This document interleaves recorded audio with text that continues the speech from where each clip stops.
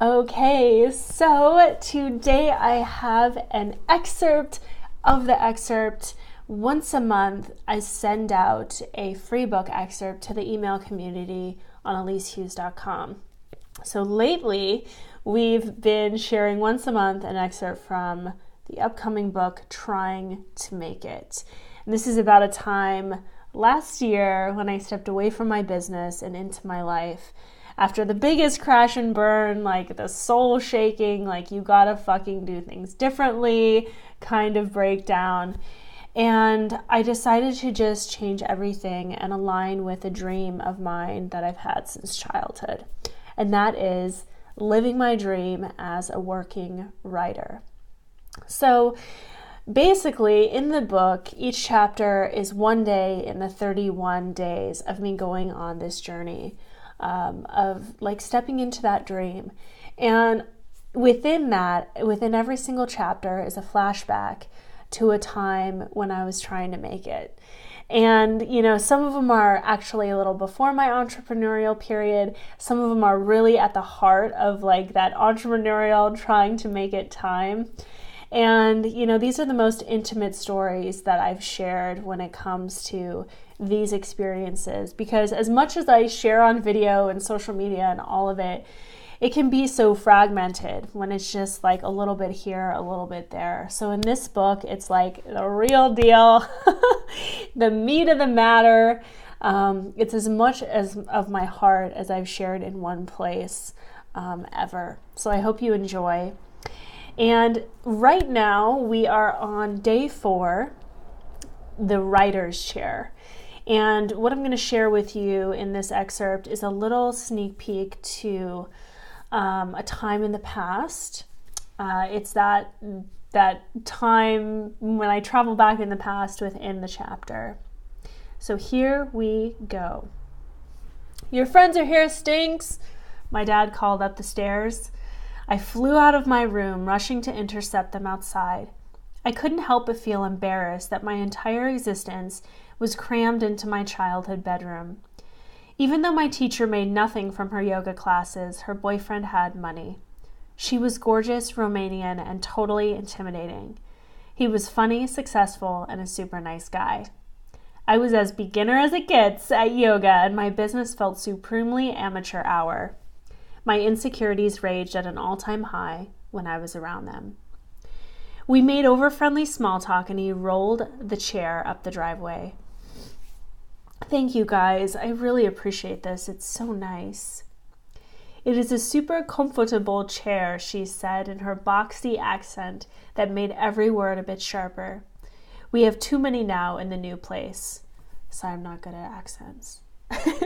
They were clearing out extras after recently moving to a slightly less gigantic home in the area.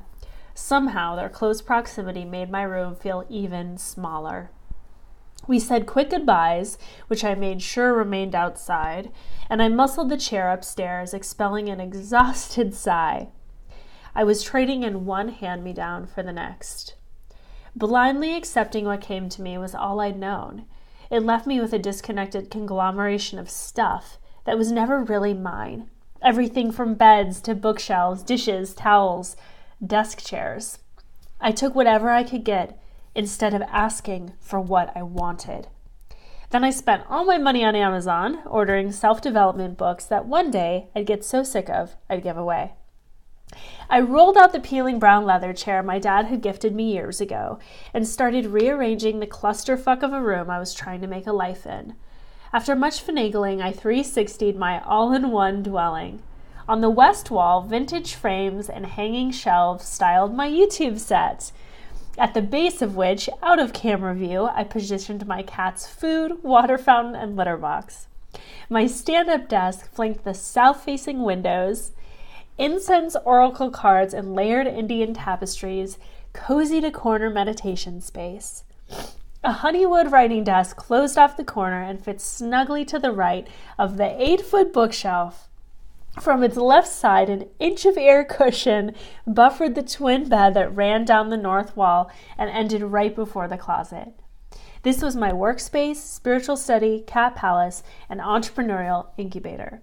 There was no room to walk, but I could do everything else I needed to. I rolled the new chair up to my writing desk. It was too tall to tuck in. When I backed up, it clunked the metal bed frame. I glared at it, frustrated and fed up. Why was I always the one people gave stuff to? I had a beautiful chair, like new, that was energetically stained with feelings of disempowerment, falling short, and not being able to buy one on my own. Why did I even get this chair? I didn't like the color. It was too big for my desk. I already had a chair. Was I afraid to say no? Was I hoarding stuff I didn't want so I could feel safer about my crumbling finances? An assurance that even if I was putting groceries on my credit card, at least people would still give me things? I snapped out of my mind vice and shifted focus to Vegas Cat as she jumped up on the chair, sniffing remnant scents from my teacher's cats. She circled, then settled into the soft suede, her little paws curving over the edge. At least you like it, I humphed, melting in the presence of her all-powerful adorableness. Maybe it's okay for now, I softened. It'll do.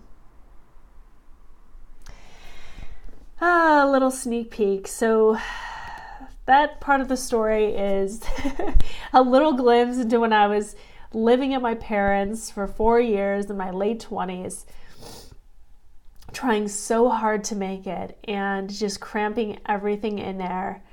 But I really gotta say that I admire my drive, because I remember when I put up my YouTube set and I made this space along the wall, what would be like what you see behind me, but it was just like this little corner of my bedroom, and it looked phenomenal. I was so proud of it, and how much stuff I was able to do in that room. And really, when I left there, and like ever since I've been out on my own again, I really I look at those times, I see how much I didn't give myself credit, because I remember this day, when my yoga teacher and her boyfriend had come over, and I was just horribly ashamed. I held so much shame for being in that position in my life, for living at my parents' house at that time, and I felt like an utter failure for really throughout all of those years. And, something that I find like throughout trying to make it in the strand of all of it is, to give ourselves permission to be where we are and be proud of ourselves at every single stage, whatever's in that bank account, whatever successes or failures like you've endured, because you are still that amazing, magical, phenomenal person. And those circumstances by no way are a dictator of what is to come in your future or what you're creating now. And I'm saying this to you, and I'm really saying this to me, because this is the journey that I've been on, to really start to be able to say those things and not just say them, but fucking believe them. So I'll leave you on that note today, and the links are down below if you want to join us in the email community so you can receive the full excerpt and the updates I'm sending out this month. And I will talk to you soon. Bye.